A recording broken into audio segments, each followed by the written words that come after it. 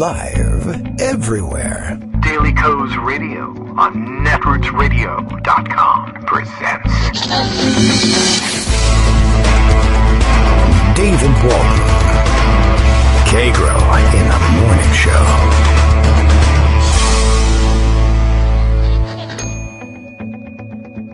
Now, here's David Waldman. Hey, good morning, everybody. Okay, my microphone mute button got coronavirus there briefly, but everything seems to be okay now. Good morning. How you doing? It is Tuesday, March 10th, 2020. So, time for another show? Sure, why not? We're all still here, after all, and that's a major accomplishment these days. Well, plenty to catch up on, of course.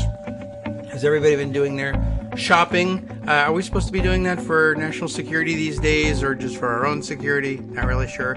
Big day, getting stocked up the best I can in the smartest way I can without causing too much trouble for myself or my neighbors.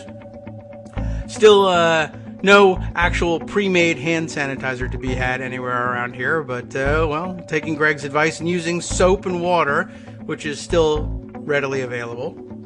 And that's good news. Not even any aloe vera gel. I think people have caught on to that one. All the alcohol and aloe vera gel is gone too.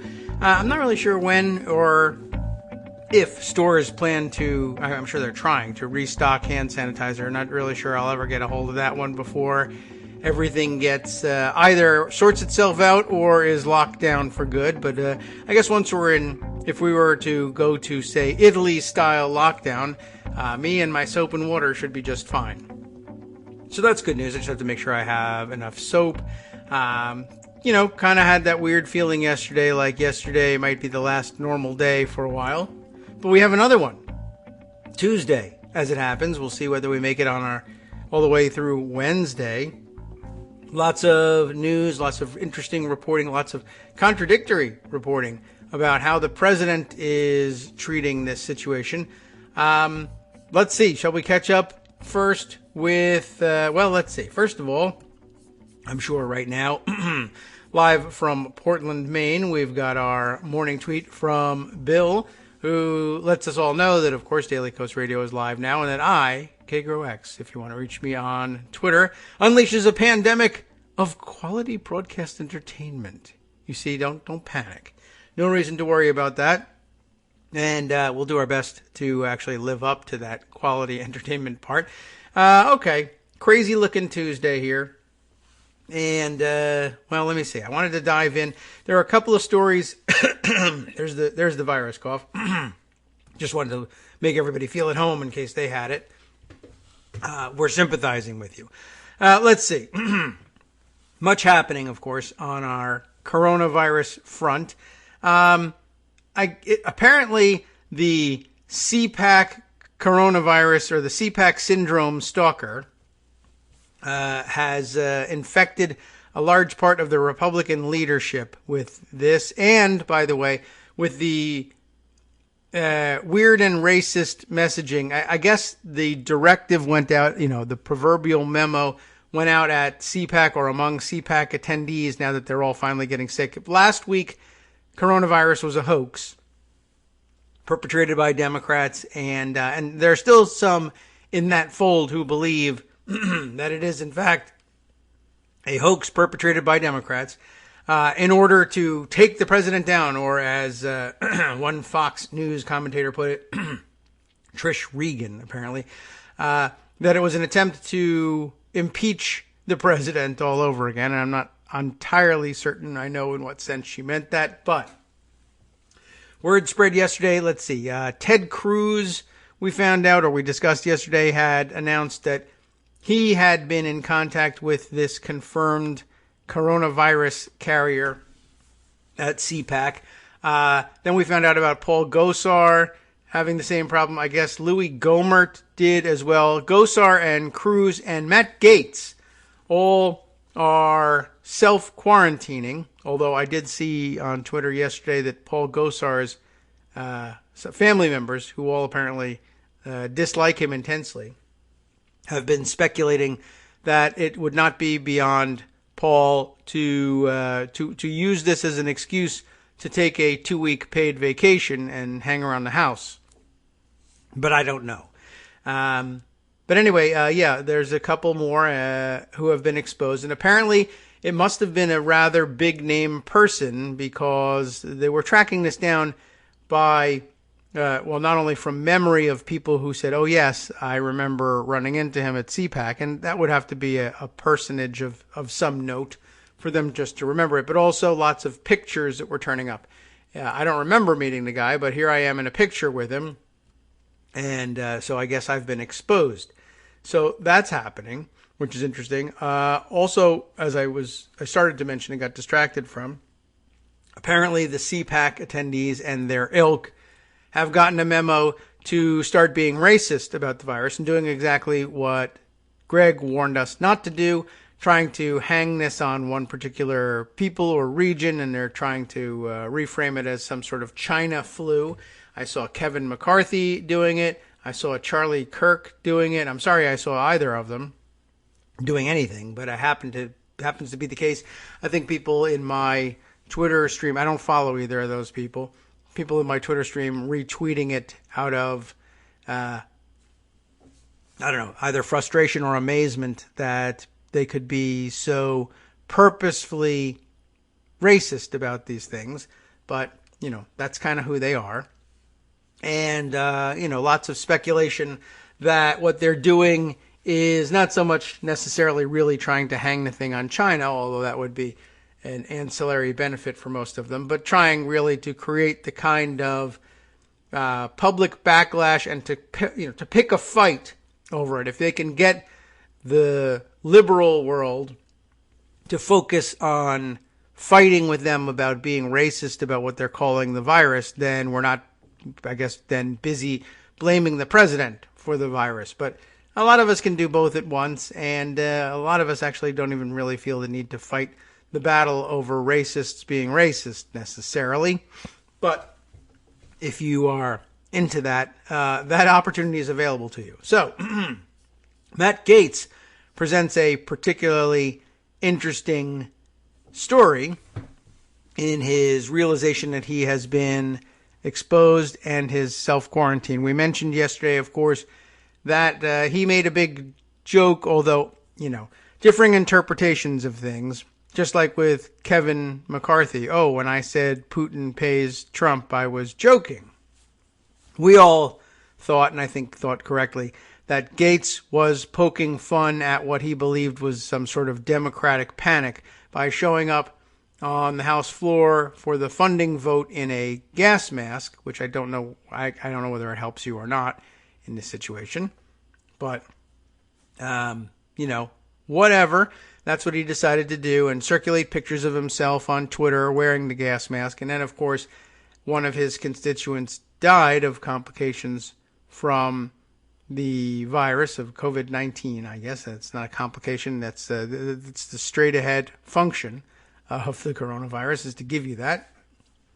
But no backtracking on that, and then even some sort of excuse like, oh no, I was taking it seriously. That's why I was wearing the gas mask, you see, of course. Right, absolutely true. Now, of course, he finds out that he has been exposed to it at CPAC and is self-quarantining. Now, there's an interesting angle to his self-quarantining as well. Walter Einenkel at Daily Kos wrote this one up for us. We'll borrow his interpretation of it. He's been involved in some other interesting activities since his exposure at CPAC that are of, some political interest. An hour after landing on Air Force One, Matt Gaetz announces he's under self-quarantine for virus.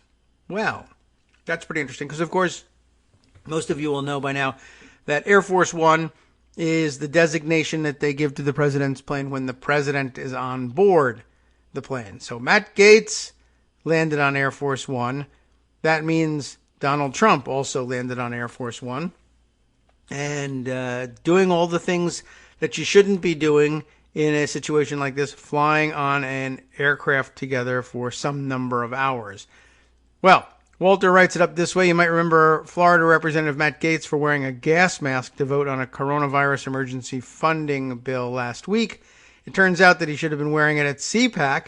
And honestly, everyone should wear a gas mask at CPAC, considering how much sulfur must be in the air there a couple weeks ago, where numerous Republican officials seem to have come in contact with someone who has tested positive for COVID-19. Just a short while ago, Matt Gaetz's staff tweeted out that the Florida man himself was being asked to quarantine himself because of contact with the aforementioned CPAC individual, and that tweet is embedded in the piece. Subsequently, it says, the harsh reality of how interconnected some of the most vile people on the planet are. These images showing Representative Gaetz less than an hour earlier exiting Air Force One after apparently meeting with the white supremacist in chief came out. There's another tweet embedded here, that of Megan Vasquez, a blue check marked kind of person, White House reporter, in fact, for CNN Politics, according to her profile. Here's Representative Matt Gaetz exiting the Beast and entering Air Force One in Florida today, which they're referring, of course, to the Beast being the president's limousine, armored limousine. So not just that they were on Air Force One together. Air Force One is a sizable plane, although when traveling with the president on Air Force One, members of Congress very frequently will interact with the president during the flight, but they were in the limo together. That's pretty close proximity. Now, Walter continues, I'm not hoping anyone gets sick. He's very, very gracious, very proper of you, Walter. We'll take care of that one. We'll hope that certain people get sick. But Walter does not. Just wanted to let you know. And according to Gaetz's public statement, he has shown no signs of symptoms, but depending on what mood you might be in, the irony or the serendipity or the bad luck or the schadenfreude here is hard not to acknowledge. So, thus far, Senator Ted Cruz, Representative Paul Gosar of Arizona, and, Representative Doug Collins, I forgot him, of Georgia, and Matt Gaetz of Florida, and Julia Brownley, Democrat of California, are the members of Congress in self-quarantine. There are a few updates here. Let's see. New York Times reports that Gaetz had been kissing the ring down at Mar-a-Lago and found out shortly after after Air Force One took off that this was the case. So he took a limo ride while he was kissing ass at Mar-a-Lago there, then took the limo ride, then took the Air Force One ride, and then found out.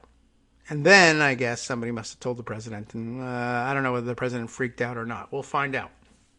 According to the Times, Gaetz quarantined himself sitting. He found out while he was on the plane.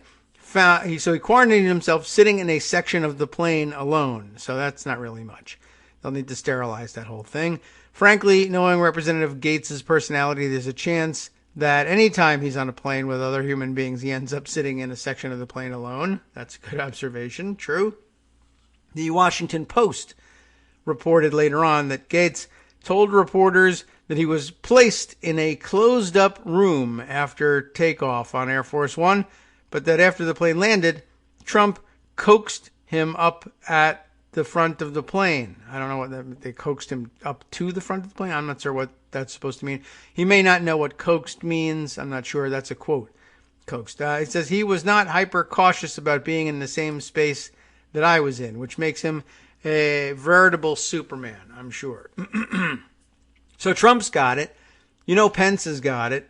Pence might even have been the carrier at CPAC for all we know, although the timing doesn't really line up with my guess that he had contracted it at Sarasota, because I think Sarasota actually came after CPAC. He may have given those kids coronavirus. That would be even more fun to figure out. Okay, well, it's not fun for the kids, of course, and they don't deserve it, but what can you do? If you're too damn careful about these things, you won't have any fun on the radio. We can say that, I think, right? Let's see. There are a couple of other interesting articles about what's going on in Trump's head, and it's not entirely clear what that might be. I saw our own Daily Coast's own Susan Gardner tweeting the other day being yesterday. There were 2 days in the last 2 days, and one of them is this one and the other is that one. But she was tweeting yesterday that, she's starting to think that the notion that Trump is a big germaphobe is really something more of an urban legend than a reflection of reality. And I've gotten that feeling from time to time, too. I mean, he's being... I guess this is one of their anti-PC things where they think it's being somehow politically correct to take care to guard your health in a time of widespread pandemic. And they think, that's just not tough and manly and conservative. And they're going to carry on with their lives as though there were no risk of contracting the virus. And I'm not certain that's a great idea. I'm not certain it's a political idea even, but apparently it's politically motivated. But they're out there doing it. And but at any rate, his insistence on not canceling rallies, I mean, that's his lifeblood. So it may be that he's not as much of a germaphobe as we think, or it may just be that he's, that's just the kind of narcissist he is. And he loves being at rallies because there's adulation for him, and it doesn't really matter to him. He's just, one of the things that he's just not going to give up is having people clap and cheer for him no matter what he does. So, he could be coughing, sneezing, vomiting, losing control of his bowels. I do not think that those are symptoms of the disease, but that is something that could be happening at any time, just because he's Donald Trump. But he's just not going to let that stop him from getting his fix, I guess. So is he a germaphobe? Is he not a germaphobe? Is he trying to be anti-PC by purposefully shaking hands at rope lines like he did when he was in Florida the other day, or purposefully coaxing Matt Gaetz out from isolation even when he knows he's been exposed to coronavirus to show how not frightened he is? I don't know. It's not entirely clear. And there are competing theories about where he really stands on this thing. Maybe for our first fix in this, we'll turn to Gabriel Sherman, whose name we've called a number of times on these sorts of profiles of Trump. He's got a piece in, Vanity Fair, that poses an interesting juxtaposition to another piece in terms of trying to figure out, well, what kind of person is Trump with respect to this virus and his fear of it. Well, we heard this. He's definitely melting down over this. That's a quote from the headline in the Gabriel Sherman piece. Trump, germaphobe in chief, struggles to control the COVID-19 story. We know that's his real obsession here, is the PR. Publicly, he sees it as yet another fake news media war. Privately, he worries about virus-carrying journalists on Air Force One, never mind members of Congress. But canceling his rallies? No, I'm not going to do it, he says.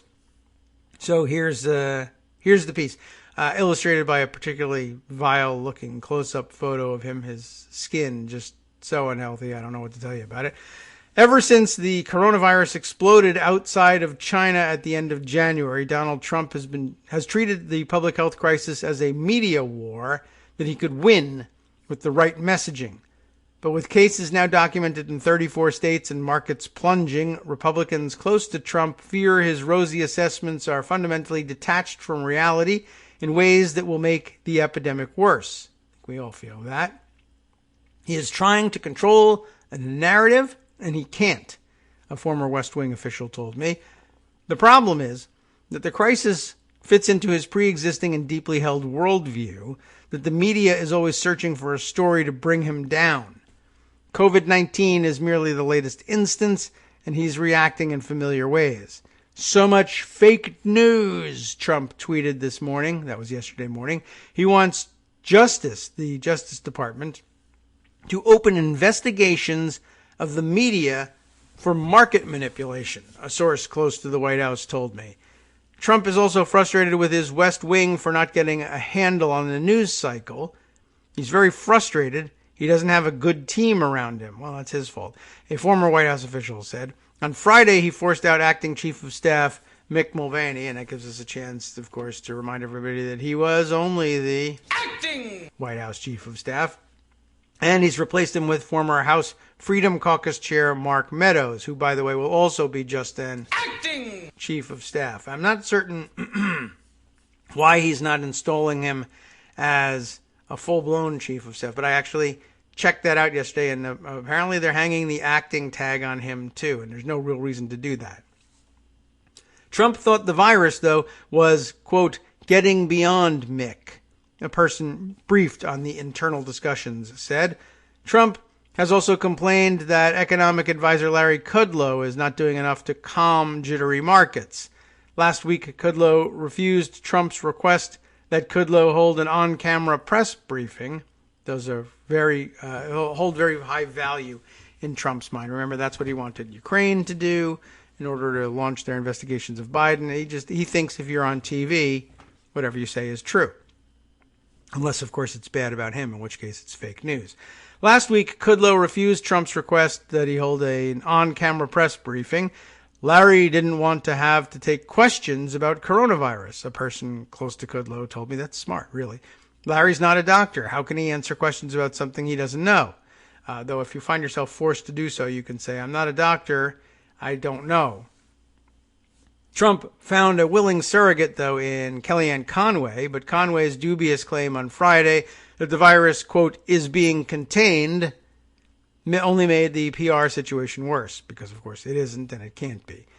Trump's efforts to take control of the story himself have so far failed. A source said Trump was pleased with ratings for the Fox News town hall last Thursday, but he was furious with how he looked on television. Well, that's his problem.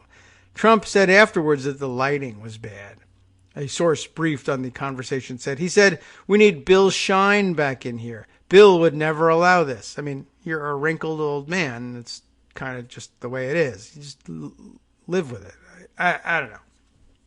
Anyway, before I move on too far from the section, can I just double back and sort of stress that sort of throwaway line in there that he wants the Department of Justice to open investigations of the media for market manipulation.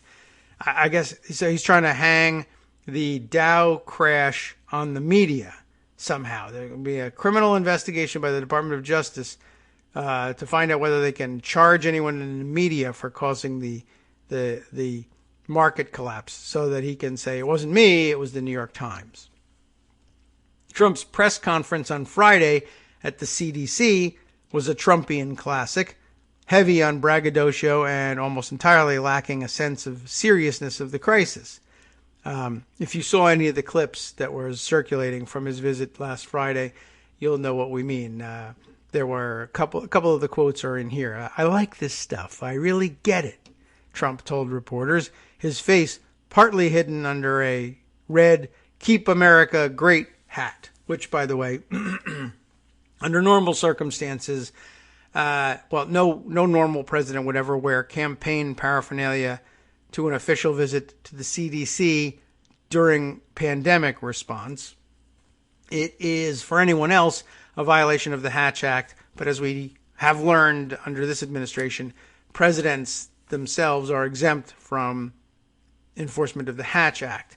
And once he found that out, he just has done everything he can to make sure he's wearing campaign paraphernalia at an event like that. By the way, he also wore like a giant version of that hat. It almost looked like one of those giant foam novelty hats. It was so outsized, which is terrible for his hands. It makes his hands look even smaller. But if the guy knew how to dress himself, he wouldn't have needed Hope Hicks back to steam his pants. By the way, has anybody seen Hope Hicks doing anything in the time that she's been back? I don't know what she's doing there. I don't know what her job is supposed to be. They never told us, and she hasn't been out visibly in public. I don't know whether she has coronavirus and she's self-quarantining, or the other speculation I saw was that they don't have a job for her. They just brought her back into the White House so they could try to prevent her from testifying at any point. Although to whom she might testify and about what, I have no idea, because House Democrats are mostly sitting on their hands about that one. Well, anyway, so there he was on Friday in the CDC. saying, I like this stuff, I really get it, talking about how smart he was, and invoking his uncle, John Trump, who was a professor allegedly at MIT, and I think he threw in there, I don't know whether it bears any resemblance to truth, I think he was his professor there, I think for a record number of years. Everything's a record with him, of course, and he's such a super genius, and so therefore, because his uncle was smart, he understands medicine. And one of the comments was, oh yeah, it's in here now. People are surprised that I understand it. Even one of these doctors say, how do you know so much about this? Maybe I have a natural ability. Maybe I should have done that instead of running for president. That way we could avoid you. That would be fantastic, of course. And everybody knows that I think it's been prophesied that the man who cures the coronavirus will be one who can tell the difference between a line drawing of a lion and a camel. That's really all it takes. And he passes that test with flying colors, allegedly. Although he never did finish that physical, did he? Another story waiting in the wings. All right. Well, at another point, Trump compared the situation to the Ukraine shakedown. How do you like that? That didn't make any sense whatsoever, but that's what he did. Saying the coronavirus tests, people have been critical about how effective they are. The coronavirus tests are all perfect. Like the letter was perfect. He's confusing himself with the beautiful letter that he got from Kim Jong-un, perhaps, or some other world leaders from whom he might have gotten written correspondence. There was no letter, of course, in the Ukraine situation, at least not that we know of. Maybe there was one and we have yet to discover it, and there's even more incriminating evidence in that. But the coronavirus tests are all perfect, like the letter was perfect. The transcription was perfect, he said. Of course, it wasn't a transcript, but hey, who the hell cares? Why try to put together a coherent sentence if you're president of the United States? It'll only make it more difficult on radio broadcasters trying to put together coherent sentences. Hi everybody, it's me, David. Let's change things up from the old fundraising pitch for just a minute and talk instead about how you can be a part of our show. If you've got a smartphone or any other electronic recording device, why not sit down and record a segment for us? Read us an important article and give us your take. Or read one of your own original essays, or even just give us your commentary on something you'd like to share that's important to you. Then send the file to me at kagrox@gmail.com, and I'll try and work it into the show. Short segments, a few minutes in length, are easiest to fit in. And of course, I can't always guarantee that I'll be able to play everything, but if you've ever shouted at your radio or TV about something you wish was being covered, here's your chance to change that. Make the show your own. Send your submissions to me at kagrox@gmail.com.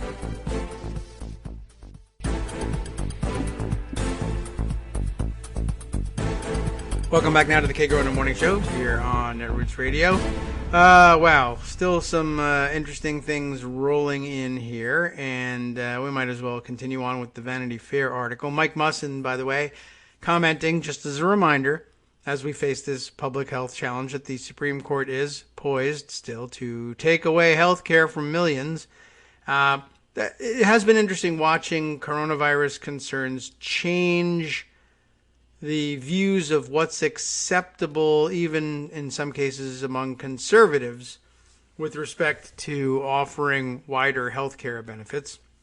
We'll see where we land in all of this, but maybe that's supposed to be the silver lining to this global pandemic, that coronavirus panic can be widespread enough that even members, Republican conservative members of the Supreme Court, might come to realize that it simply wouldn't be wise to go ahead with their ideological dream in ending the Affordable Care Act at just this moment. Although I'm sure there are also some hasten the revolution theorists out there as well, but probably not among the Republicans. But a weird, that weird horseshoe-shaped political spectrum that we live in, it's possible that there are people out there with such thoughts. Okay, let me continue on here with the Vanity Fair article. Fairly amazing. So, hearkening back to his dumb appearance at the CDC on Friday, but after this, we find By now, many of the president's advisors are numb to this kind of performance. There's very little that phases anyone now, a former official said. But one person who spoke to the president over the weekend saw the press conference as an ominous sign. I mean, all of us did, but one person who's willing to speak to the president is also willing to say, and anonymously, of course, that it was, in fact, an ominous sign. He's just now waking up to the fact that this is bad, and he doesn't know how to respond. And, you can't be held at fault for not knowing how to respond as a medical professional because he's not one. I mean, still, on the one hand, I can say no one really knows how to respond to these things except medical professionals and pandemic preparedness professionals, emergency response officials. But that being the case, it's actually sort of easy. Get out of the way of the people who know what they're doing and stop trying to pretend you know what's going on. And that's a big help. You actually can help by doing nothing, and you would think that would be really simple for him, and as it turns out, it's not. But that's because he's a malignant narcissist, and not being at the center of attention is extraordinarily difficult for him. It's impossible, really. All right. As Trump pushes a nothing to see here message in public, sources said he's privately terrified about getting the virus. And here's where I'm no longer sure about whether or not I believe he's a germaphobe. The quote goes on to say, Donald is a famous germaphobe. He hates it if someone is eating nachos and dips a chip back in after taking a bite. He calls them double dippers, a prominent Republican said, pausing for just a moment to say two things, maybe three, about that. This is why we can never get through an article. One, everybody hates when someone is eating, well, he says eating nachos. I don't know if he means eating nachos or eating tortilla chips and dipping them in salsa. You can also do this while eating nachos. The dish, the appetizer, we're usually presented it this way. Eating nachos, and sometimes there's like guacamole on top, and you can take a bite out of your chip and then dip it back in there. I don't know if he really means nachos per se, so much as tortilla chips. But everybody hates that because it's unsanitary. Then secondly, I thought it was interesting that this Republican says, well, he calls them double dippers. Well, that's because that's what they are.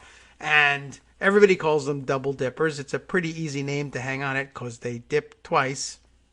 And though I think that particular phrase, double dippers, I think got popularized by the Seinfeld show. They used that phrase, and I think it caught on from there. And so I guess the third comment is, are we really talking to a person who thinks that Donald Trump invented the term double dipping, and what a funny genius type of guy he is? I don't know. It's just sad all around. But it doesn't evidence germophobia in any real way. I mean, you're afraid of the germs, that's true, but germophobia, I guess phobia is supposed to be an unreasonable fear. So germophobia, unreasonable fear of germs, but it's fairly reasonable to fear germs when someone is double dipping at the nacho plate or at the salsa dish, whatever the case may be. Doesn't matter what you're dipping, do it twice and you're creating a problem. This comes from, it's attributed from, I'm sorry, maybe that part is not attributed. This next one is attributed to former Trump aide Sam Nunberg. Well, he recalled Trump's response to the last major outbreak in 2014. When I worked for Trump, he was obsessed with Ebola, Nunberg told me. One Mar-a-Lago guest disputed this and said Trump was handshaking with gusto this past weekend. He was acting like the opposite of a germaphobe, the source said. That may mean a number of things. He's germophobic when it suits him, and when he thinks it's anti-PC to be conspicuously not germophobic, he'll do that. His concern or obsession with Ebola was mostly because he was looking to blame Obama for a poor response to Ebola. And that's gotten him into a totally different kind of trouble. Anyway, Stories about Trump's coronavirus fears have spread through the White House, like coronavirus itself, I would say. Last week, Trump told aides he's afraid journalists, this is great, that journalists will try to purposefully contract coronavirus in order to give it to him on Air Force One. A person close to the administration said, everything has jumped because the screen adjusted so that they could offer me more advertising. That's pretty interesting, don't you think? Just they're going to get coronavirus just so that on the off chance they can transmit it to him on Air Force One. The source also said Trump has asked the Secret Service to set up a screening program and bar anyone who has a cough from the White House grounds.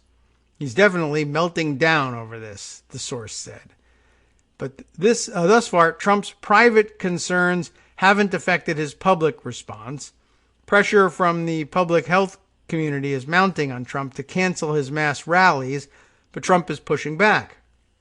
He is going to resist until the very last minute, a former West Wing official said. He may take suggestions to stop shaking hands, but in terms of shutting stuff down, his position is, no, I'm not going to do it. The White House, of course, did not respond to a call for a request for comment for that article. And there are some contradictory pieces out there. Let's see. First among them, let's see. We'll offer you this one alongside it. Let me open this one up. And let me also look. I did see yesterday, or I wanted to find the tweets I saw, not just Susan's, but a few others back and forth that really made the point about how contradictory all of this information was. And I may run into one or two stories along the way while we do it. Where is this thing? It wasn't that far back, I don't think. Yeah, I don't know. Okay, here we go. Yes, so side by side we had these tweets out there, and I had to capture this thing. But first there was Susan's comment, as I mentioned, I'm starting to think it's an urban legend that Trump is a germaphobe, was in response to Scout Finch, Jen Hayden's tweet about Matt Gaetz, saying, wait, he flew on Air Force One today without knowing the results of his test? I guess he had been tested and then got on the plane and then found out, or no, I don't think I don't know. Maybe Jen misstates the case here. Let's see. Matt Gaetz' tweet is embedded here. Well, the congressman is not experiencing symptoms. He's received testing today. There we go. And expects the results soon. Under doctors' usual precautionary recommendations, he'll remain self-quarantined for the 14-day period. And have we got a handle on that? Is 14 days sufficient? At one point earlier last week, it started to sound like doctors were worried that maybe the incubation period was longer than 14 days. Anyway, I think I guess it's starting to look like what might be the case is that he finds out mid-flight that he'd been exposed, and then upon landing took some tests and is awaiting the results of those tests. It's not necessarily the case that he found out about his exposure, got a test, then went on the flight. Although they're very dumb people, so it's entirely possible. But that's what Susan was responding to. But here's why there's some conflicting information, as we found out in Walter's write-up about things. Here is a tweet from Ben Terrace, another of our blue checkmark pals out there. I just spoke to Representative Gaetz, who said he was put into a closed-up room on Air Force One after he found out he might have been exposed to COVID-19. After landing, Trump coaxed him up front before leaving. He was not hyper-cautious about being in the same space that I was in. So there's that. Versus Gabe Sherman's chief thesis here about Trump being in total meltdown and being so paranoid about it that he thinks that journalists are going to contract coronavirus on purpose in order to give it to him during an Air Force One flight. So what are we supposed to make of that? We did have Stephanie Munier, who's in, she tweets as Steph, Steph, Steph in MI, as in Michigan. Aren't they are you voting today? Stephanie, have you gotten to that? Is Michigan having their primary? I think that's on the schedule for today. So good luck. Make sure you make it to the polls today. And it's it's difficult to tell from this whether he qualifies as an official germaphobe or not. Let's see. I also got via Twitter this morning from Jack Ox, who sends me this HuffPost. I keep forgetting that they're HuffPost now. HuffPost piece. Trump not tested for coronavirus despite contact with self-quarantined lawmakers. I have my doubts about whether or not he's really been tested, I guess just like everything else, it's not an extraordinarily important point necessarily, although this is such a big story, maybe it takes on even more importance to find out the truth of whether or not he's been tested. And I think the fact that they keep us guessing is just more lack of transparency and lack of honesty about things that's just going to make the problem worse. I can't believe that he didn't get himself tested, or especially as there's word that there are fewer tests available. One, fewer tests available than they said they were going to produce, and two, fewer tests available than there are people who want the tests. So there's a shortage, and surely the president could exercise some prerogative and demand that he get one of these rare test kits and be allowed to have access to it, and lord it over others that he's able to do that. And so I guess he's got competing feelings. One, look at how awesome I am. I can order myself tested, even as the rest of you poor sick schlubs are waiting in line for testing. But on the other hand, he's also got the anti-PC crusade, which would be driving him to resist testing. Even if they had plenty of tests and wanted to test him, he would show how tough and manly he is. Don't even test me. I don't even care. I'm going to beat this virus myself. Like Chuck Norris, I was joking last night. Chuck Norris doesn't need to wash his hands. He just punches his hands and the virus dies of blunt force trauma, right? No, I guess Trump thinks he can do the same sort of thing. So HuffPost, Dominique Mossbergen reporting Trump not tested for coronavirus despite contact with self-quarantined lawmakers. The 73-year-old president, they remind us, recently interacted with at least 3 GOP lawmakers who've since put themselves under self-quarantine. Let's sort through this one quickly if we can. The White House said Monday that Trump has not been tested, even though he's been in contact with at least 3 people who've since put themselves under self-quarantine. The president was also at CPAC, but officials said he was not in close proximity to the infected individual. Probably a lie. Trump did, however, come into contact with Republican Representatives Doug Collins, Matt Gaetz, and Mark Meadows. The incoming White House chief of staff really, of course, apparently, according to one article I read, only an acting chief of staff. But here they just say White House chief of staff. In the days after the conference, all 3 lawmakers have since placed themselves under self-quarantine after being informed that they'd potentially come into contact with the coronavirus patient during CPAC. Collins shook Trump's hand during the president's visit to the CDC on Friday, and Gaetz rode with Trump in the presidential limousine and Air Force One on Monday. Meadows, who was named Trump's new chief of staff last week, attended a recent White House meeting, Politico said. Here's some video of him shaking hands with Doug Collins wearing the gigantic Keep America Great hat from a Reuters tweet. The article continues, despite these interactions, the White House press secretary Stephanie Grisham said in a statement that Trump had not received COVID-19 testing because he has neither had prolonged close contact with any known confirmed COVID-19 patients, nor does he have any symptoms. I suppose you could try and make the claim, if you were good enough at spinning it, that he hasn't had the testing because tests are, in fact, scarce.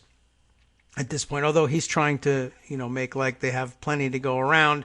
So maybe this wouldn't be operative for him. But if tests were acknowledged to be scarce and were generally only being administered, as we sometimes hear is the case, or only authorized when people are exhibiting symptoms and have had, established prolonged close contact with a confirmed case, that's what it takes to get the test. And he's not going to pull rank on anybody. But if he were doing that, you could be sure he would be bragging about that and trying to get some mileage out of it. And he hasn't done that so far. So maybe it's just not true. All right. President Trump remains in excellent health, Grisham added, and his physicians will continue to closely monitor him. Per current CDC guidelines, medical professionals should base testing decisions on patient symptoms and exposure history. Pence, who also attended the CPAC, said earlier in the day that he, too, had not been tested for the novel coronavirus. The disease has sickened more than 100,000 people globally. In the U.S., more than 600 people have been diagnosed with the virus. So that's where we stand on the HuffPost reporting. Let's see. Where else could we go from here? Let's see. There's lots happening, of course. Let me make sure I'm staying up to date via Twitter, and head back to Pocket. There are a couple of other developments. In addition to our own dealing with coronavirus, of course, there's all sorts of stuff happening around the world. Italy, difficult to make out exactly what they're doing, but I believe I'd seen confirmed reports that they were canceling all sporting events, presumably with the idea in mind that they were canceling large sporting events, professional sporting events or international sporting events that would draw large crowds together in a stadium. But maybe it's any sporting events of any size. But they were banning them through April 3rd or so, which is a pretty drastic thing for Italians, I think, to do. They're rather soccer crazy, and it gave me a good excuse to pull out a movie quote, well, very short quote, but stolen from Splash. You remember that one? As soon as they said Italians are canceling everything, I thought of the reaction of the National Park guide at Liberty Island, who sees the mermaid taking human form, played by Daryl Hannah, emerging, I guess, unclothed from the water, and he says, what is it? Bocce balls! I don't know where he came up with that one, but that was a great grab from somebody, some comedian. We should give credit to whoever that was. It was a genius line, and that's what I thought of when I found out about what Italy was doing. Now I understand they're banning travel even within Italy for most people, essentially locking down. I thought they were starting with various, I guess, provinces of Italy that had been particularly hard hit, but if I heard correctly, they're basically banning travel for everybody within Italy for the next month. I don't know how strict it is, and I imagine, healthcare professionals, for instance, get to go, and I suppose certain essential personnel, maybe even for private businesses, can still go to and from work. I don't know whether like long distance trains in Italy are banned. I don't know. Not certain what the situation is. Not keeping up with the Italian news. However, I did also hear that Israel has imposed even stricter travel restrictions. As I heard, it's like, the Israelis are going World War Z on this thing, or World War C, I guess we can say, for coronavirus. And I heard that the directive from the Prime Minister's office, and that's still Benjamin Netanyahu, despite all the 15 elections that they've had or whatever, and not being able to settle this thing or having anybody else form a government.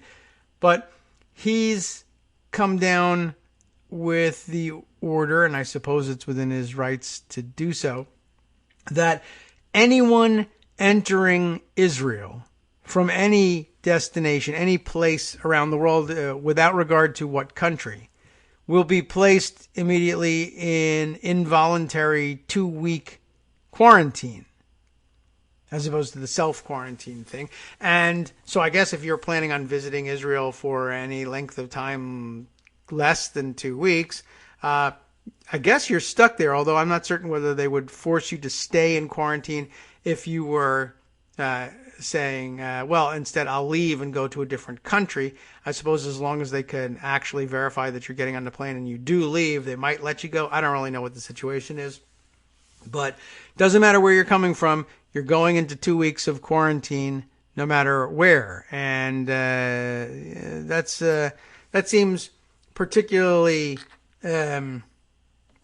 difficult to, actually contemplate. But as it turns out, it too had a political element. And I saw Brian Beutler tweeting in response to Greg Karlstrom's report on this.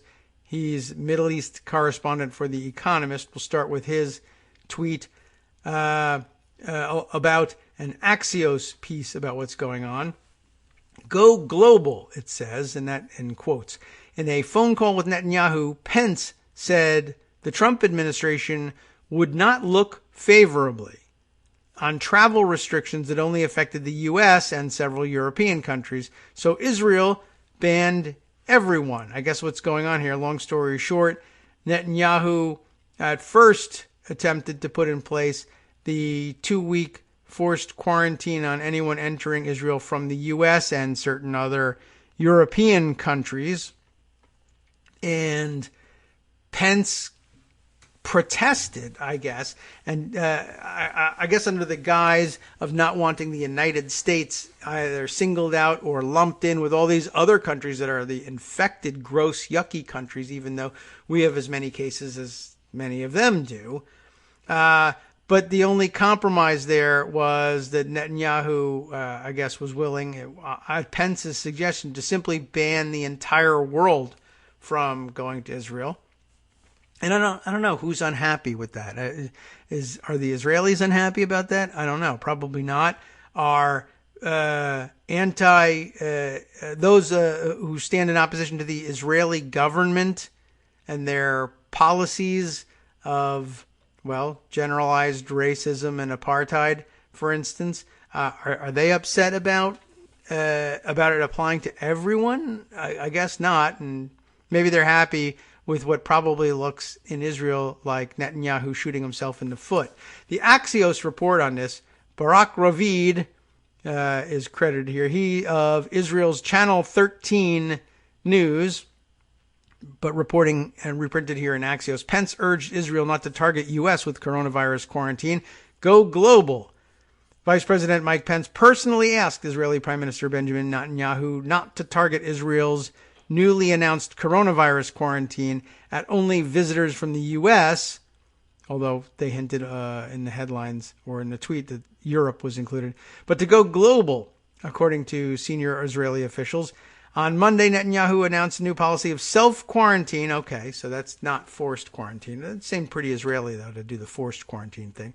For 14 days for anyone who enters Israel, regardless of their country of origin, thus implementing Pence's request made during a call on Sunday. Israeli officials say Pence's request significantly influenced Netanyahu's decision. Pence stressed to Netanyahu that he understands Israel's concerns about a coronavirus outbreak, but said the Trump administration would not look favorably on a policy that only affected the U.S. and several European countries like Italy. If the policy included the entire world, though, Pence said the U.S. would raise no objections, the Israeli officials say. Netanyahu's office didn't deny this account, but Pence stressed to Netanyahu that Israel is free to make its own decision and praised the Israeli policy toward the crisis, whatever it might be. Mark Short, Pence's chief of staff, told Axios he listened in on the call and disputed this characterization, though he wouldn't clarify what was said. Interesting. I guess I was somewhat interested in taking a look at what Israel's newly announced quarantine policy was, but I guess they answer that question later on by saying it's self-quarantine. That's not really much of a policy. It seems less than Israeli. I could say forced quarantine. That feels really Israeli. But anyway, who knows? Maybe I'm wrong about that. Brian Beutler, though, was observing on this. Netanyahu basically hurts Israel with this policy, although I'm not certain that everyone agrees that that's the case. But Netanyahu hurt Israel, probably unnecessarily, but he did so to help Trump obscure how widely understood it is, including by his closest thug friends, that he botched this horribly. In other words, it looks to be Brian's thesis that Pence's job here was to, make Netanyahu, like, could we force him into banning everybody in the entire world so that it didn't look like he was banning the U.S. because they've had an inept response to the virus, essentially, is what it looked like, I guess, to Pence and or Trump. Banning Americans alongside Europeans is to say that we are in as much danger because we've responded late and poorly in much the same way, like, say, that Italy had. And we don't want to be compared to Italy or anybody else. But so we asked Netanyahu to be even more draconian and possibly really hurt. I imagine this would hurt, I guess, Israeli business and tourism, whoever might show up for whatever reason for a visit to Israel. But to do so on behalf of the United States so that it wouldn't look like Netanyahu thought Trump and America's response to the virus was inept. I mean, it has been. But okay, I guess that's interesting that you're able to persuade Netanyahu to do this. Well, among other things, many amazing things happening. And I guess if they're self-quarantining, I guess it wasn't too much for Netanyahu to bite off at Pence's request there. I can deal with that. It's a self-quarantine, and if they break it, who the hell cares? Or maybe we'll shoot them, possibly with rubber bullets, maybe live ones. Who knows?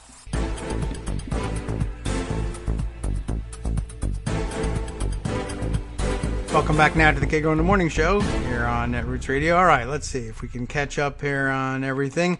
We're into our 10 o'clock hour. Not certain what our status is this morning with Joan McCarter, but I haven't received any notice that she's not coming. And I looked on the map yesterday, and it didn't look like there was any coronavirus cases confirmed in Idaho. So I suppose she'll be in any time, but I don't really know. I also vaguely recall, though, seeing last week her mentioning taking time off at some point, either this week or in the near future, or maybe I just imagined it. I possibly dreamed it, and I'm projecting and thinking about taking time off myself.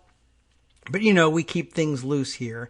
We never know whether anything's going to happen. It comes and goes, basically. But glad to have her if she happens to be available. And if you're listening, hi, good morning. How you doing? Anytime. And no rush, seriously. Just leaving the door open for you. Like I say, we keep it loose here. And if we didn't, why, we'd be adding stress to your life that you just don't need. And, why bother with that? Okay. Let's see. Back into pocket. Let's see. There's like 15 coronavirus things that we could be jumping into. Was this? Yeah. I here's some coverage from Annie Lee, who's I guess covered. Did the president step up to the microphone again? I'm losing track of how often he does this with respect to anything, but coronavirus in particular.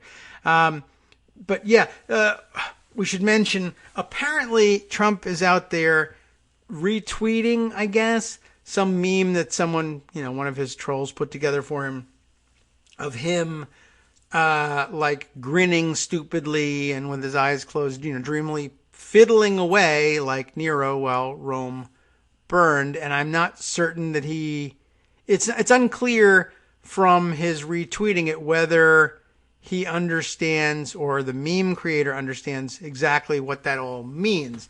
I think they might think that they are, it's either just straight up trolling, like, yeah, we know who Nero is and what he was doing and that it was bad.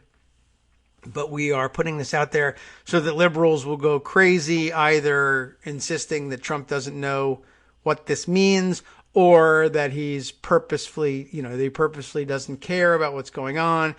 Whether or not any of that is true, we think it will drive liberals crazy, and we'll just put it out there and they'll tie themselves in knots yelling about it. So meanwhile, apparently that's now trending on Twitter, and people are talking about Trump as Nero and whether or not he understands this thing. Annie Lee had written this thing up yesterday evening. Patient Nero, as she calls him, I think that's rather clever, freaks to the nation. Trump presser, and then he flees without answering questions. That's one of the other interesting things. We have the denials of his having been tested now, but for a while there, the only operative answer was that both he and Pence were asked, have you been tested? And they wouldn't give a clear answer as to whether they had or hadn't, which is also a strange response, quite honestly. Either say yes because or no because, and I'm not really sure which one. I don't know what we're supposed to make of this thing. Anyway, it's illustrated with a mimetic, I don't know what you would call it, graphic display here. A satirical graphic display. How to deal with a potential pandemic. Step 1, fire the pandemic response chain of command. Step 2, cut funds to the World Health Organization. 3, cut funds to the Center for Disease Control. And 4, blame somebody else. Okay. Well, let's read about the write-up here. Trump spoke before the daily briefing of the COVID task force presser at 6:30 p.m. Eastern Time. More time was spent changing the podium seal from the vice president's seal to that of the president, or as she puts it here, V POTUS to that of impotus, than Trump's remarks. And that's pretty amazing all by itself. Trump announces payroll tax cut to be discussed with Republican leadership. I guess he thinks that's an interesting or adequate or even helpful response. Somehow, I guess they figure, we'll cut payroll taxes and that'll put more money in people's pocket with which they can't buy hand sanitizer because it's not available. Trump also lied about being the first to shut borders.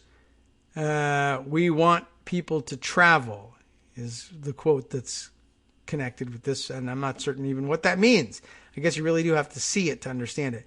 Claims to be doing things more thoroughly than as reported. Conference call with 47 governors. Not certain whether that really happened. Pence claims dramatic increase in testing. Says there will be home safety advice available. Recall the tarps and duct tape of 9/11. News on quarantine of Grand Princess in Oakland, California, the cruise ship, claiming that all passengers will be tested. Pence argle-bargles trying to America first the suggestion that Trump said people should go to work even if sick. And Trump speaks again shortly, only to flee without answering questions. Pence claims he doesn't know whether Trump was tested. And that may be true. He does not know anything. What's this here? Approval versus disapproval rating with respect to Donald Trump's handling of the coronavirus outbreak. Apparently, he was cruising at or just under 40% approval all the way up through the end of March, with just a 30 or so percent disapproval rating, which is pretty remarkable. I mean, it's remarkable for two reasons. One, that he's positive on anything. And two, that even though positive, he's still below 40% approval on handling coronavirus. And I don't see, that's about what I would expect, I guess, except for I thought he would be underwater from the beginning because he was so bad at it. Well, right around the end of February to the beginning of March is the crossover point. And now we're looking at 47, almost 50% disapproval of his handling with sub 40 approval. So worth noting, I guess, if you are still interested in these sort of things, given, the fact that we're in the middle of a pandemic. Trump's Katrina it throws out Annie throws out that term here, continues as he contradicts official reports that COVID-19 community transmission becomes more crucial, as Trump had been reported to have shaken hands with 2 Republican, now 3, I guess, members of Congress, Gates and Doug Collins. There are 670 COVID-19 cases, 4,300 people tested, and 26 deaths. That would have been as of yesterday. I'm sure the numbers have changed since then. Also saw somebody tweeting yesterday, I'll note to self if I can find this one, but that Italy, which is apparently in such trouble now with widespread circulation of the virus and moving to nationwide quarantines, that Italy had 600 or so cases about 11 days ago and now has thousands upon thousands. That's how quickly this moves. I guess that's what Greg's been telling us and illustrating for us with the rice on the checkerboard theme. And so that was, so as of yesterday, we had about the same 600. So I guess if we move on the same trajectory, we'll have the 10,000 plus infection rate in about 11 days from yesterday. That would be about 10 days from now.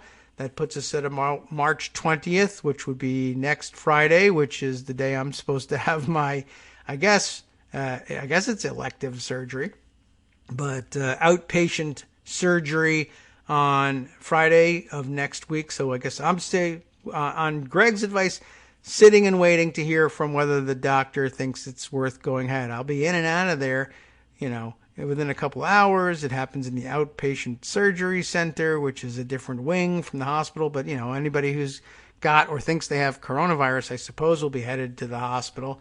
So do I want to be there? And I suppose of places to be, I don't want to travel to a hospital where other people who may have the virus are hanging out.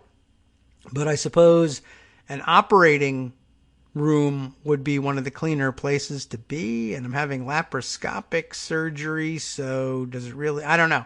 We'll see. See what the doctors have to say about that. But just thought I'd chart that one out for everybody. Either way, I suppose, unless the surgery is canceled, the reason I'm telling you is that would mean rerun or pre-recorded show on Friday of next week. Just prepare yourselves. Maybe all of you would like to get laparoscopic surgery if you can for the same day, and we'll all do it at once, and then we'll talk about how it feels afterwards. And it should be rather good recovery time, but just a couple of uncomfortable days afterwards. So do I violate my HIPAA here and tell you what it is, right? Just so you don't worry. Nothing major, nothing bad. Hernia repair, if you're actually interested. I don't know. Does that interest anybody? Don't know. There's nothing to add to that. Doesn't hurt, but I would like to see it repaired before it starts to hurt. How about that? All right, back to news. Let's see. What other items do we want to add to all this? Why don't we add this one? Kate Sherrill, I think, is sharing a tweet from Dan Pfeiffer. Are we talking about Trish Regan? Yeah, I mentioned her spiel up at the top of the show. And let me see, did I put that in Pocket so that I could play it for you? I'll have to go over to the show running computer to see if it's in there. Yeah, it is. So I grabbed this thing yesterday from a tweet that was out there. Is it going to start auto playing? Yeah, it is, but the sound is off, so let me correct for that. This is just a 1 minute clip, less than a minute, from this is Trish Regan. I don't know anything about her except that she, don't need to really critique the appearance necessarily, but she's wearing an extraordinary amount of eyeliner. Maybe it's a TV thing. I don't know. It does make me think that maybe there's a connection between eyeliner and coronavirus, but I doubt it. But a really extraordinary rant, complete with tone of voice. That's a trademark. Big time tone of voice, for, laying the blame on Democrats for everything. Let me just give you an idea in case you didn't see it of what she's screaming about. The chorus of hate being leveled at the president is nearing a crescendo as Democrats blame him and only him. And I guess we'll pause and comment on everything. But yeah, so the chorus of hate, it took me a while. It sounded like she was saying the course of hate, but the chorus of hate is reaching a crescendo, which is, I don't know if she knows the metaphor that she's using. It is, I mean, maybe it is nearing a crescendo. You sort of reach a crescendo, I think. But okay, so building in strength and volume, that's maybe true, but I don't know that I don't know if I love that metaphor. But we blame him and only him. We blame a lot of people, but he chiefly deserves a lot of the blame in all this. Anyway, we'll continue on here. Him and only him for a virus that originated halfway around the world.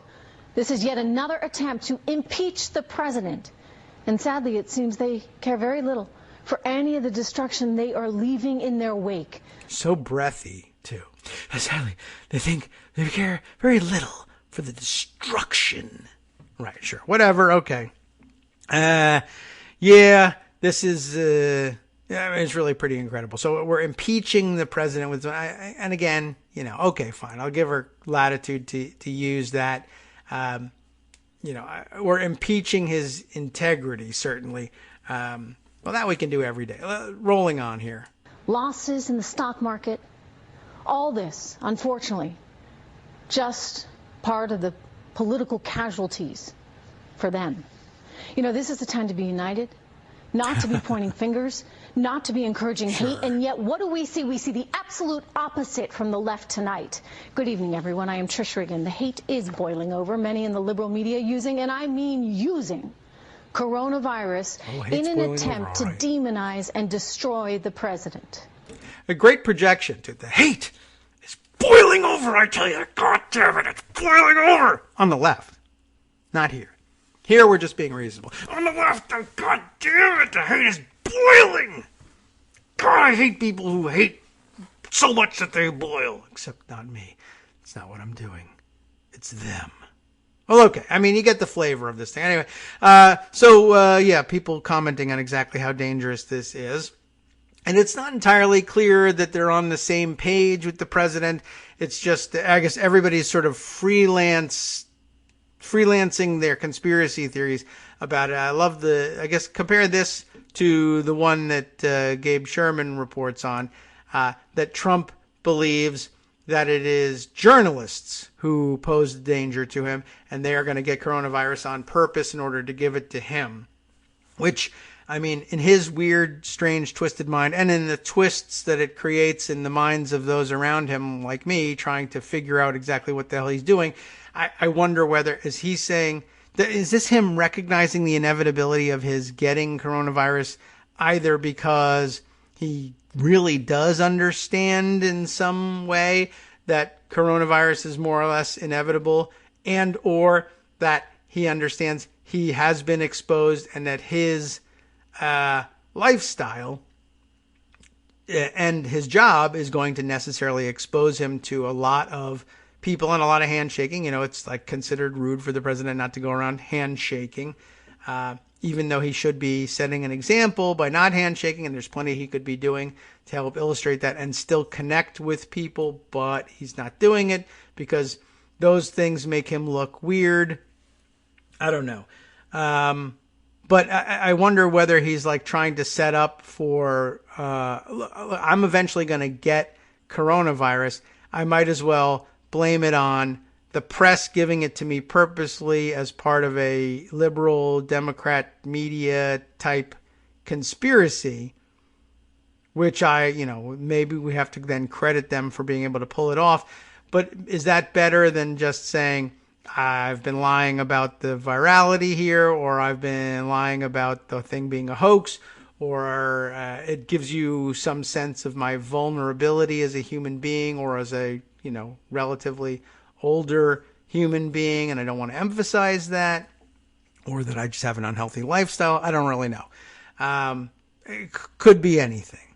Okay, but I just thought I would to make note of that and see what, we'll see what comes of it and how much credit we give him for being a conspiracy nut. Thank you, by the way, to Karen, who says that sounds like my surgery is only kind of elective. I mean, it is. It was put to me when I, spoke to a surgeon about it. If you're not hurting from it, you can wait. That's sort of elective. But it's not elective in the sense that they did point out, hernias don't really generally repair themselves. They just tend to get worse and worse until finally you can't stand it anymore and have to get it repaired. So I guess in that sense, not elective, but the timing is elective. But I think the better idea is if the doctor's willing to go forward with it, just get it taken care of, because you don't want to wait on it and then find out when in April or May it actually does begin to hurt or bother me or is getting worse or whatever. And then they say, well, now coronavirus is much worse and we really don't want you to come to the hospital. As long as they're willing to do it, I guess I'll go ahead and take care of it. All right.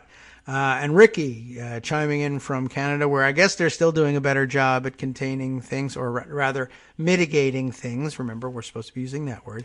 But Trump should know, she says, by now that he has been exposed. Clearly, I would think that you'd think he would have to acknowledge that internally to himself.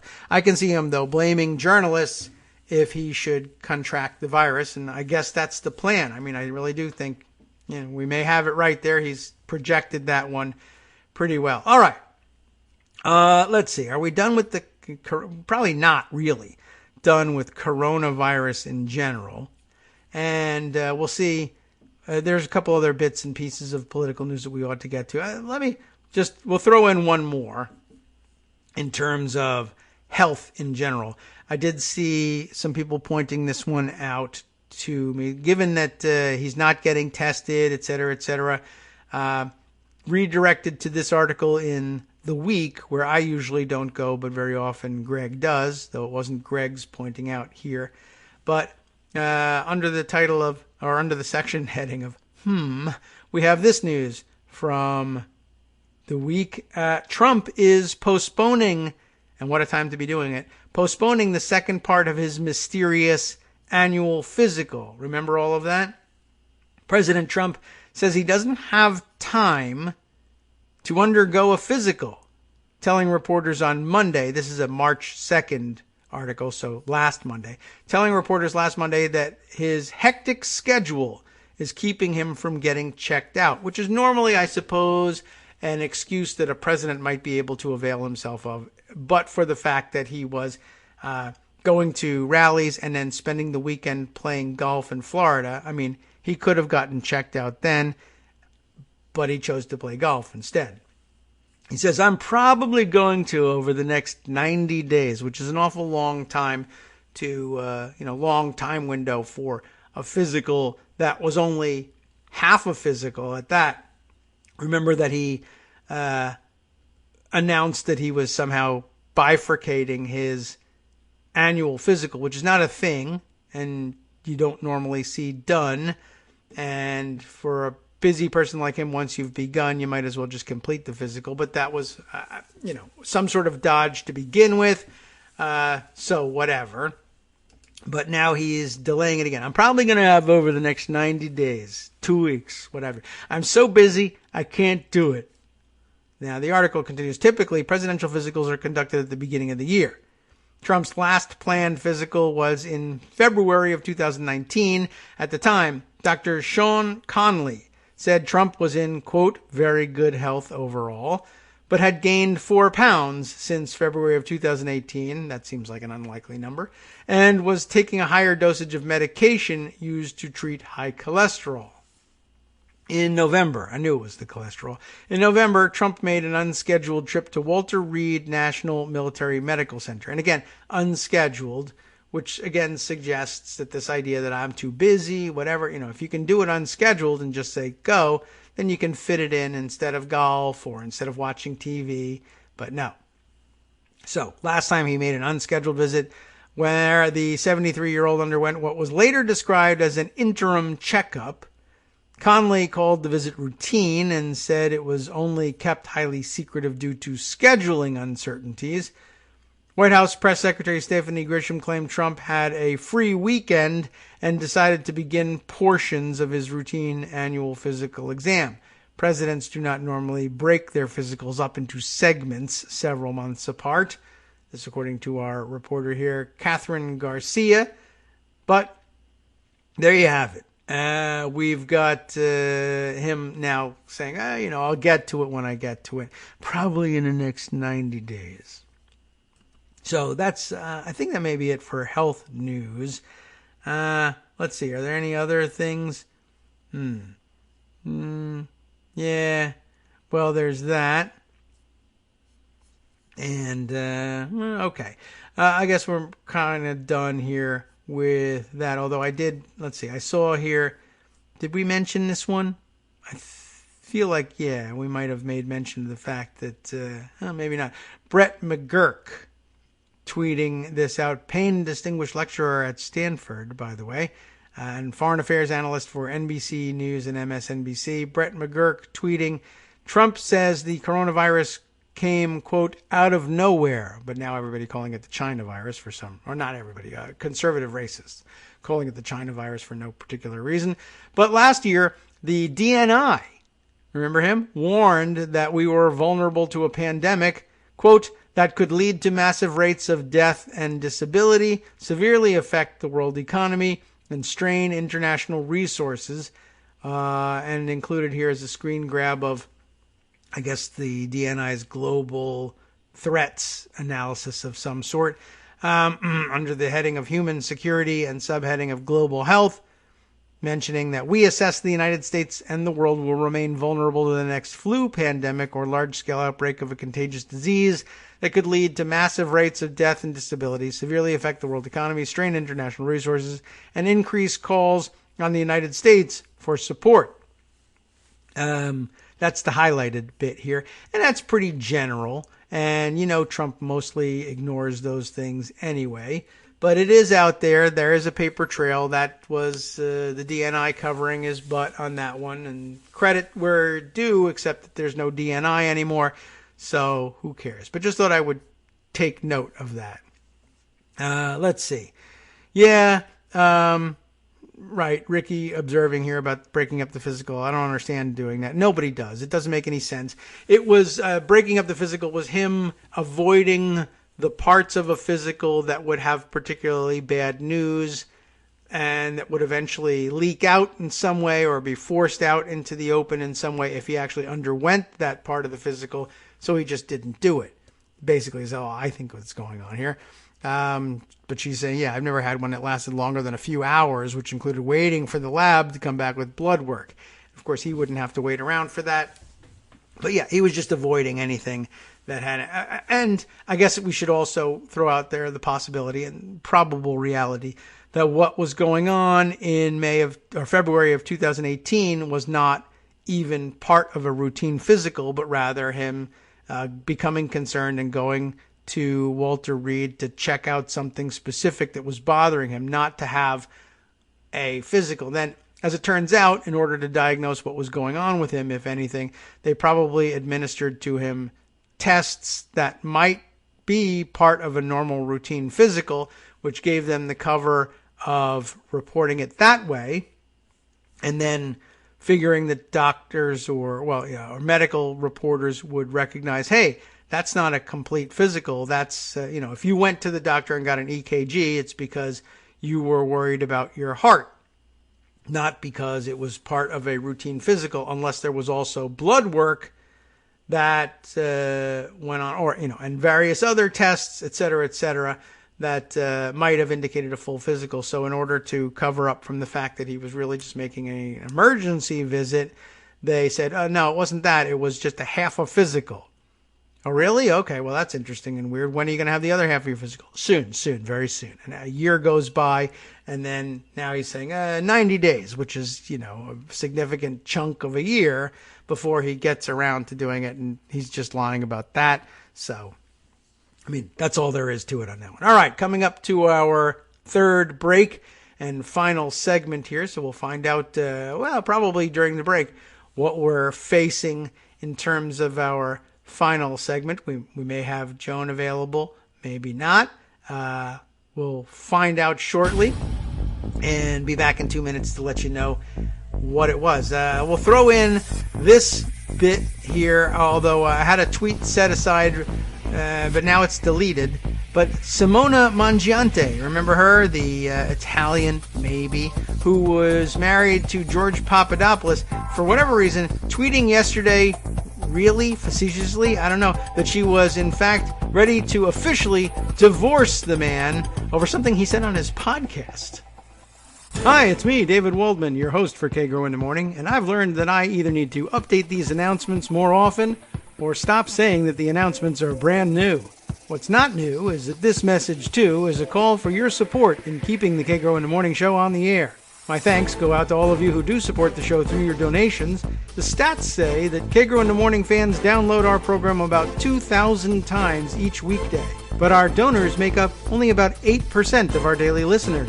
Patreon.com, Patreon.com, makes it simple to make easy, secure, recurring monthly contributions to support our show. Patreon.com/KagroX gets you straight to our donation page. If we're helping keep you sane during the Trump era, consider what that's worth. $1 a day? 50 cents? One thin dime? We do about 20 shows a month, so pick a number, do the math, and head to patreon.com/KagroX to let us know. Thanks again, everyone, for all your support.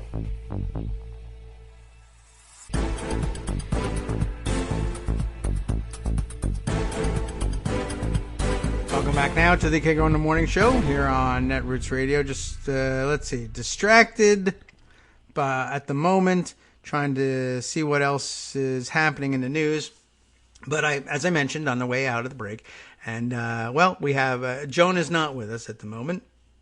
Though that may change. She may just be waking up and turning on her fake internet radio and listening in. Or I may have heard correctly that, she's taking a break for the week. But she's now so relaxed that she would have forgotten to tell us, or forgot whether or not she did tell us, or was convinced that she did. I don't know. Doesn't matter. It'll be okay. There's plenty of news to go around. I mentioned on the way out of the break that Simona Mangiante had tweeted at some point. I still have access to the text of the tweet, and it looks like it was unfinished, so I'm not entirely certain whether she was doubling back on it or has changed her mind or sent it prematurely, but she had tweeted at some point, officially divorcing George Papadopoulos, using his Twitter handle in it. As though she needed to address him via Twitter. Maybe that's true if they're divorcing. Officially divorcing George after the months of abuses and ultimately the huge disrespect he showed this morning in his podcast. Seems like, flimsy grounds, but I don't know what he said. I am tired of him and playing his wife. He is a monster, and then the letter T as though, or the beginning of another word following monster, and we never find out what it was she intended to append after monster. Interesting too, I'm tired of him and playing his wife, and playing in Italian for that matter, if you ask me. Anyway, that's out there, and I thought I would go over to her Twitter feed to see if we could find out, did she just delete it because it was an incomplete thought and later complete it and reaffirm that they were divorcing, or that she was just, losing her mind or what? I'm not really sure. Is there more information about it? I thought that was interesting that they were divorcing, or she was blaming it on something that he said on his podcast or on a podcast in which he was participating. I thought that was troublesome. By the way, why I limit myself to politics on the show, because my wife hates it when I talk about politics. Hates to listen to me anyway talk about politics. So if I remain focused, she will never listen to the podcast and therefore never hear anything that would cause her to divorce me on the podcast. You would have to hear me say it live.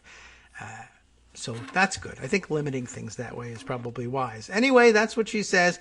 Now, looking through her Twitter feed, I no longer see anything that would indicate that this was a serious issue. I don't know. Let's see. Well, let's see. First of all, up to 20 hours ago, she was worrying over the situation in Italy with the coronavirus over the last 24 hours. So good job remembering to maintain your cover as an Italian there, Simona. I think I'm coming to the conclusion that she really actually is Italian, just maybe sort of sounded funny to me. But I will say this. She has an awful lot in common in the way she uses photos on Twitter with Russians and Russian women who very frequently find the type of Russian women who frequently find themselves mixed up with the Trump circles. Although, you know, it's certainly the case that plenty of Italians and American women and men use Twitter in much the same way and love to flatter themselves with their pictures. So let's see.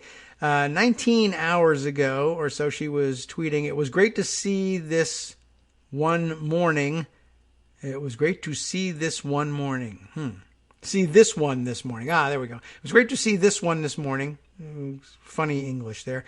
Tom Arnold, of all people. Some people have a short memory and forget quickly who had their back. I don't.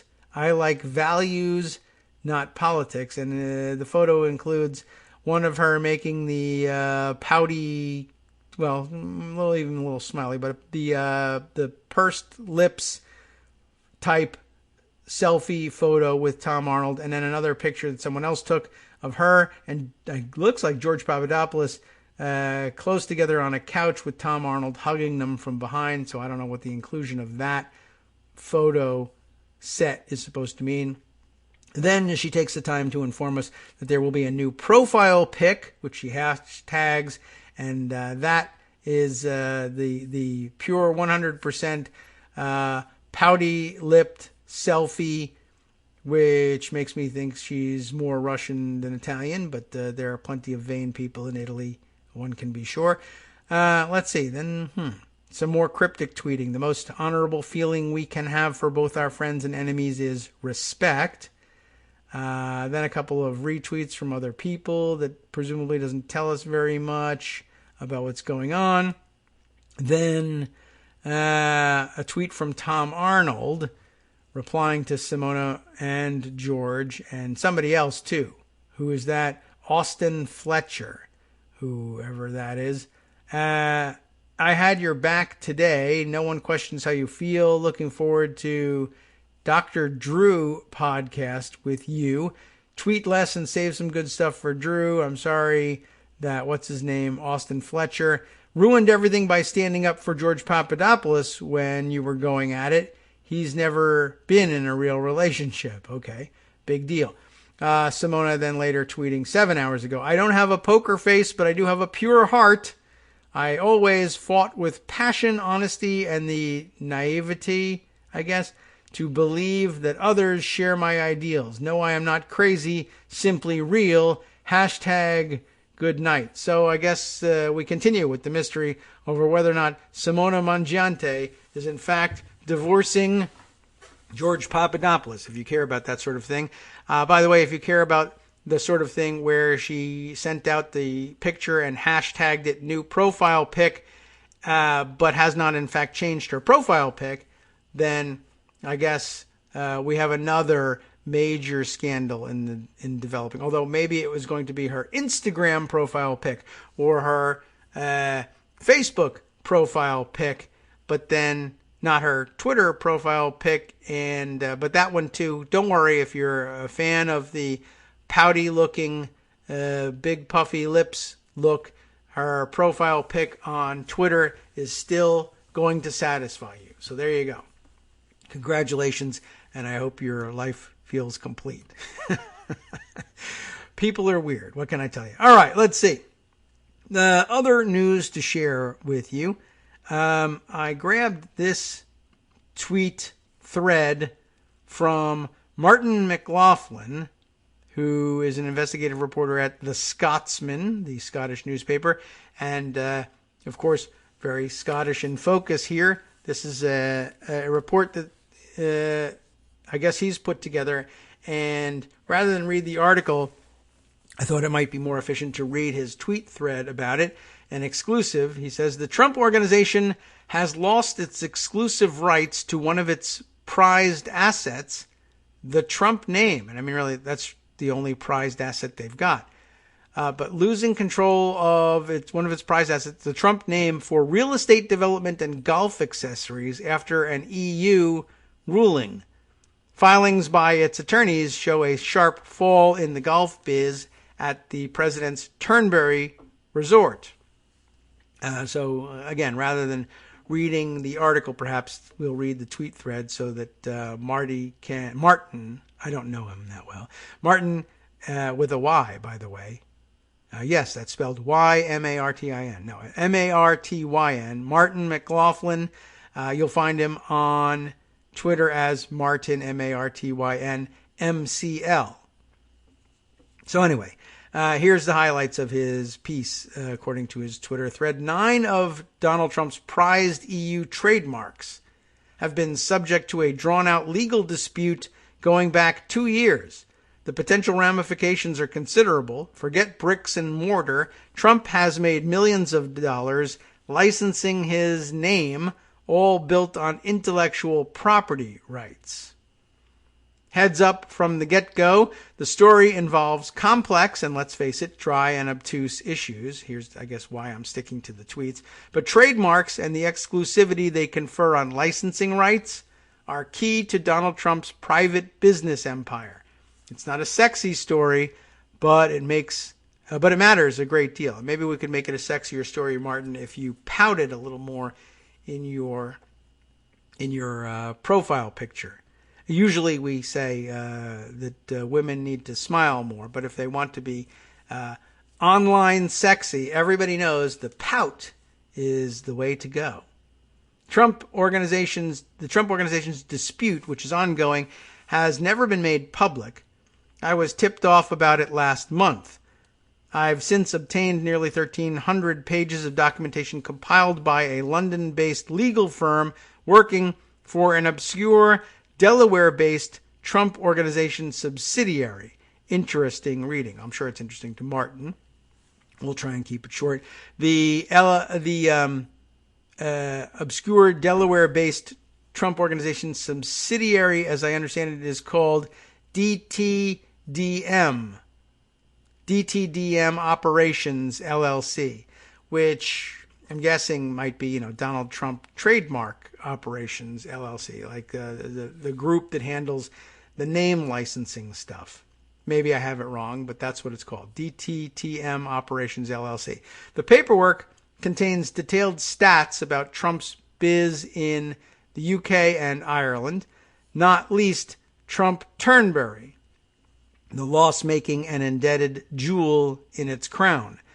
The figures state that the number of visitors booking use of golf facilities at the resort has fallen from 11,835 in 2014 to 7,483 in 2018. I'm sure there's lots of people avoiding Trump properties for various reasons, which probably was what was driving the story we heard some weeks ago about American governmental personnel and military personnel being diverted to Trump Turnberry to stay at the property while flying through Scotland, some with purpose and some without, simply diverted there, it appeared, to spend government money staying at Turnberry and being offered free golf while they were doing it, by the way.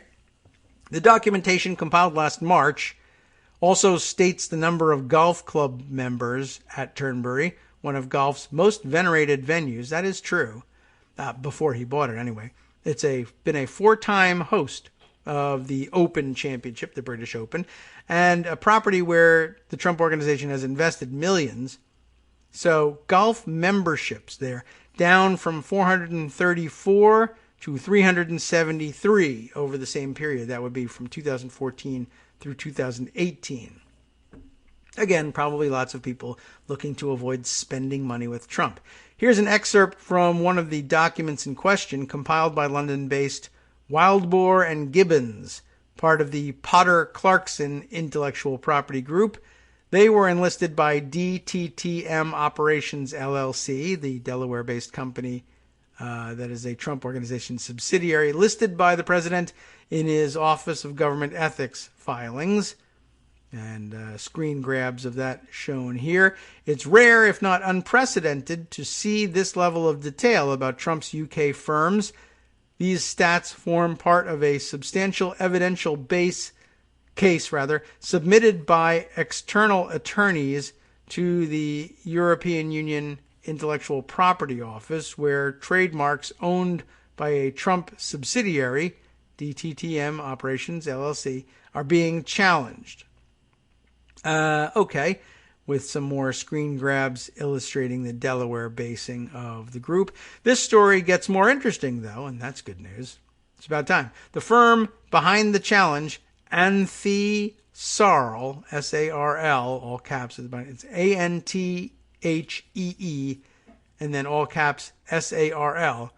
The firm behind the challenge is based in the Grand Duchy of Luxembourg, of course, part of the European Union.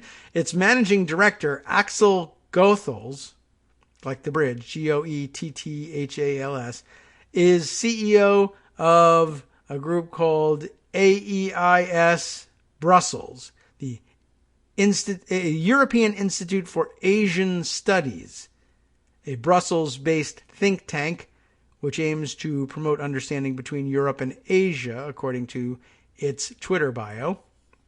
All right. And then a screenshot of Axel Goethel's bio here as CEO of the group. Now, Martin continues, it's not uncommon for the Trump Organization to find its intellectual property challenged. It's a near routine occurrence. Last year, it saw off attempts by Michael Gleisner, a German film director and notorious serial trademark filer, to register a Trump TV trademark in the UK. But the latest cases being heard by the European Union's Intellectual Property Office are notably different for one good reason. 3 of the challenges to Trump's prized intellectual property assets have been partially upheld. That's where it departs from normal procedure. The ramifications of that could be wide-ranging for the president's business. It's unclear why Anthe Sarl is challenging the multiple Trump trademarks, but it's working. So far, the IPO's, the Intellectual Properties Office Cancellation Division, has partially revoked 3 trademarks registered by the Trump Organization subsidiary. Anthe is appealing other cases which haven't been revoked. And here, the screen grab might be of some interest here. Cancellation number 2545C, a revocation listed here. Anthe Sarl, with its address in Luxembourg. The applicant, represented by this lawyer, also based in Luxembourg, against DTTM Operations, based at Trump Tower, but I guess incorporated in Delaware. Let's see, on September 19th, 2019, the Cancellation Division takes the following decision. 1, the application for revocation is partly upheld. 2, the European Trademark Proprietors' Rights in respect of European Union trademark number, and they give their revoked as of the 12th of March, 2018, for some of the contested services, namely Class 36. Real estate services, namely listing, leasing, managing, and sale of commercial and residential properties. That's the trademark that the Trump Organization lost. That seems like a big part of his business. The justification for the partial revocations involves a complex interpretation of Article 58 of the EU trademark regulation, but in short, the European Union Intellectual Property Office ruled the Trump trademarks had not been put to a, quote, genuine use for the classes in question for a continuous 5-year period. Again, what were those classes? They're saying that for 5 years or so, he hasn't genuinely been offering real estate services, namely the listing, leasing, and managing and sale of commercial and residential properties anywhere in the European Union. What does it mean? The office has revoked Trump's rights to his trademark name for services including the construction, management, and sale of residential and commercial property. In other words, the kind of business that is the Trump Organization's bread and butter. So here's the thing. The Trump Organization is still able to use the Trump name, but the European Intellectual Property Office decisions could open the door for any other individual or company to use and monetize the Trump name in Europe, which would be a... is this a ball ache for the POTUS and his sons? What am I looking at here? I have not... I'm at a loss as to... I mean, maybe that's a very Scottish thing to say. Yeah, vulgar British slang for ball ache. Like, it should be hyphenated, but he didn't do it. He made it all one word. But, like, okay, that's pretty British. Well, they use their vulgarity a little bit differently there, don't they? So, hey, Gideon, that's probably giving you a good laugh. A ball ache for the president and his sons. I'm for that. What the hell? But the decisions go further. They ache in even worse parts, I guess. I guess that's basically just British for, they move the pain forward slightly. And we say pain in the ass, and they flip it over. Okay. But the decisions go further. They revoke Trump's rights to his name for a slew of golfing merchandise, from irons, putters, gloves, and bags, through to tees, balls, head covers, flags, and divot repair tools. Many such items are sold at Trump's golf resorts and its online retail site.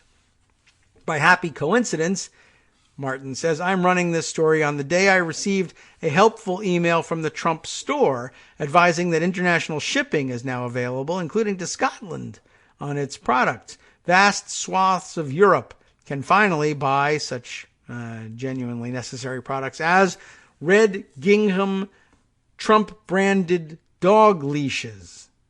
Yes, $20 only for red or blue gingham Trump-branded dog leashes. So interesting. Okay. The European Union's Intellectual Property Office decisions also impact on Trump's rights to his name across an extensive and, as Martin says, eclectic range of other goods and services it registered, including credit cards, ringtones, Christmas tree decorations, video games, sunglasses, holograms, TV shows, and beauty pageants. The is right in there. I'm just quoting his tweet. Beauty pageants. Are there others? I mean, that's a long list here. Let's see. Anything else? I'm sure all the best stuff was in there, but let's see. Apparatus and instruments for use in recording, storing, generating, carrying, transmitting, manipulating, processing, reproducing, and playback of sounds. Let's see. Let's see. Yeah, lots of good fun things. Images, signals, data, software, code, information, and audiovisual content, computer hardware, firmware, and software. Basically, they just tried to trademark the Trump name for any possible use that they could think of that they might one day want to sell. And I guess it didn't work out for them. They're not going to get it. I spoke about the European Union IPO rulings with Alan Garton, the Trump Organization's executive vice president and chief legal officer. He told me, we do not believe that these decisions will have any material impact on the operation of our business. Okay. Intellectual property experts take a different view. Jason Chester, an associate and chartered trademark attorney at Marks & Clerk, in case you were interested, told me it'll be more difficult for the Trump Organization to enforce its registered rights against third parties seeking to use or register the Trump name for the revoked services like real estate development. If I'm reading that right, It means that in the European Union, as long as this ruling stands, anybody can go out there and put up a condo building or whatever. I mean, open up a real estate services company saying, I'll help you, like what they would call an estate agent, or what we here in the United States would call a real estate agent. I can help you find an apartment, or as they would say, a flat, and call it Trump Rental Services, and give you the impression that it had A, something to do with Donald Trump, and B, if you are a moron and still believe that Trump offers luxury products, you might believe that and say, I'm an idiot and I want luxury, and I don't care that my luxury product is somehow within my reach, which would ordinarily not be within my reach. It would just cost lots of money, but it shouldn't because it's cheap and it's garbage, but it has the Trump name, so people will think it's fancy. I will sign up with Trump Property Services to rent a flat in London or whatever, and I believe I'll get a great place because the Trump name. And after all, Trump is synonymous with quality, if I'm an idiot. But here, the real problem is that you think that Trump is synonymous with Donald Trump, and it really has nothing to do with him. Anybody can, I guess, start a business and call it Trump Real Estate Services and fool anybody into thinking that it has something to do with Donald Trump, which is just fine with me. But it makes things extraordinarily tough for Trump ordinarily because, if Trump really is running a real estate service wherein you can rent a crappy flat for X number of dollars, somebody else can say, we'll rent it to you for X minus one, and we're Trump too. And I guess that'll be okay. So, all right, that's kind of weird. Well, Jason Chester added more here, saying that the Trump Organization could potentially invoke or rely on other mechanisms and grounds to enforce its rights, pointing out that it could, in theory, challenge anyone registering a Trump-related trademark on the basis of bad faith. What the Trump Organization would do remains to be seen. Then he thanks his editors, saying it's becoming increasingly difficult to write about Donald Trump's firms, but I stand by my reporting. The more obstacles that are put in my way, the higher I'll jump. And then searching for any tips. DMs are open, so you can send them that or via email. And he continues, there's a little bit more here. I've been looking through more documents submitted by attorneys working for a Trump Organization subsidiary, the DTTM group, right? In connection with its legal fight over Trump intellectual property, some very interesting info about wealthy clientele buying into the Trump brand. And another mini thread is included here. Might as well close out with this. One of the trademarks being challenged is the so-called Trump Shield, a quasi-heraldic crest registered by the president's firm for an array of household goods. As part of an annex to its evidence to the Intellectual Property Office, Trump's attorneys have submitted a slew of purchase orders. They show a series of sales by the Trump Home brand, which sees the Trump Organization license the sale of high-end furniture and home accessories to external companies, including a firm called Doria, D-O-R-Y-A, Doria International LLC, based in Palm Beach, Florida. So if you go furniture shopping with somebody, if you're, what was it? Went after her like a bitch or what have you and took her furniture shopping. Remember the Access Hollywood tape? Okay. There are 5 purchase orders in all, detailing sales of Trump-branded furniture worth in excess of $133,800. The sales date from 2014 through 2018. One customer bought $91,000 worth of Trump furniture, so one person responsible for almost all of their sales, including a $16,000 sofa with, quote, French gold arm detail and feet, and titanium throw pillows, which I imagine is the color rather than the material used, because titanium pillows, I don't know, doesn't seem real comfortable. Once a hefty discount in packing and handling were factored in, the total due was $55,965. So a big break to someone buying what listed as $91,000 worth, getting a half price deal on that. probably a Mar-a-Lago member. The names, addresses, etc. of the customers are redacted, but what struck me as very interesting is the shipping method info. This order and others went via an X-Works factory, that's what it says, based in Turkey, according to the documents, and that is always interesting. The conditions of sale, small print in the purchase orders, notes that Turkey is used as a shipping method for orders from Europe, the Middle East, and Asia. So who's spending $50,000 a pop on Trump furniture? If you've sat on a particularly opulent and expensive sofa, my DMs are open. Not mine, of course, but Martin McLaughlin's. So that may or may not lead to something more interesting. It has the feel of a story that has yet to break wider, either here in the United States or in Europe, but putting you on notice that there is something else other than coronavirus going on out there. And I meant to get to this, but maybe we'll save it for tomorrow. We have to save it for tomorrow because we're running out of time, but more perspective on what Eric Prince might really be up to. You know what? I'll give you a quick teaser on it right out of the headline from the Balloon Juice blog, our friends over at Balloon Juice, saying the real important fact about Eric Prince that everyone's coverage keeps missing, his Frontier Services Group is funded by the People's Republic of China. Interesting and relevant perhaps to all of what was going on, what we were finding out yesterday.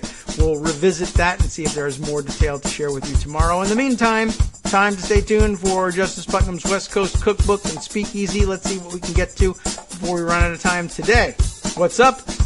Trump faces a huge leadership crisis over COVID-19 and the economy. We know all about that. U.S. regulators warned Jim Baker and 6 other grifters to stop making fraudulent coronavirus claims. Yeah, they sell all sorts of weird cures of sorts. And a racist GOP voter suppression effort we'll tell you about after this. From Daily Kos Radio on networksradio.com.